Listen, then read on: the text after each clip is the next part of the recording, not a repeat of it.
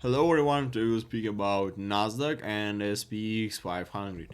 Here we see some interesting tendencies that SPX 500 doesn't go lower than the level of his 50 EMA on day frame, and we see some power at this moment. We see some interesting tendencies that our day candle closing higher than the level of 20 EMA on day frame, and it's so good.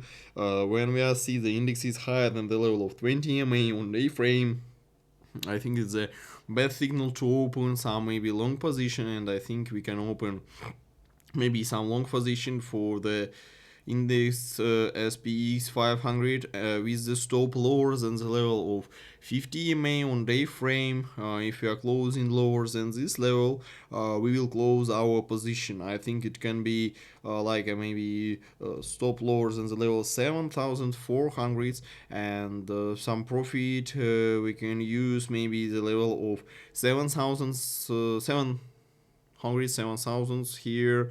And it's so good to see some long tendency here for this index. The last week close is not so good, but this week I think we see some good tendency. We see some good frames. We see some good candles for the long tendency. If we see the Nasdaq, the US 100, Nasdaq 100, here we see not so good tendency. We nearly test our level of 100 EMA on day frame. We are closing lower than the level of 20 EMA, then we are close lower on the level of 20 and 50 EMA on day frames, and we are testing 100 EMA on day frame. Test this minimum and nearly the level 28,000. And now we see some long candles, but here I don't want to open some long position. Earlier that we are closed lower, higher than maybe. I don't want to open some position for the Nasdaq. Only when we will close higher than the level of 20 EMA on day frame, like we see the picture on our SPX 500.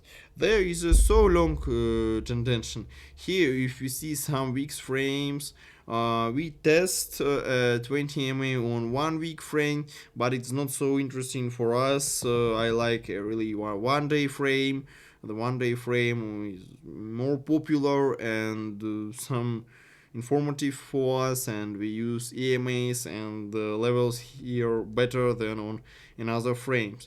And if we return to our S&P 500, here we see some good tendency, we see some long trend. Use the phrase the trend is your friend, and have some trade with a really shorty stop and some good profit. We have a new risk management 2 to 1, and it's so good to use the risk management in our trades for the indexes. And remember that if index go up, all shares that are included in this index going up too. If index go lower, go down, all shares that are included in this index will go down. And it's a really good rule. We can use it for the different shares on our market, and find some interesting setups for the shares based on the index. It's my opinion about Nasdaq and SPX 500. I recommend to subscribe on my YouTube channel. Here I show you my everyday trades, and I recommend subscribe on my Twitter, on my X. There I show you some useful information in text version. Bye bye and have a nice day.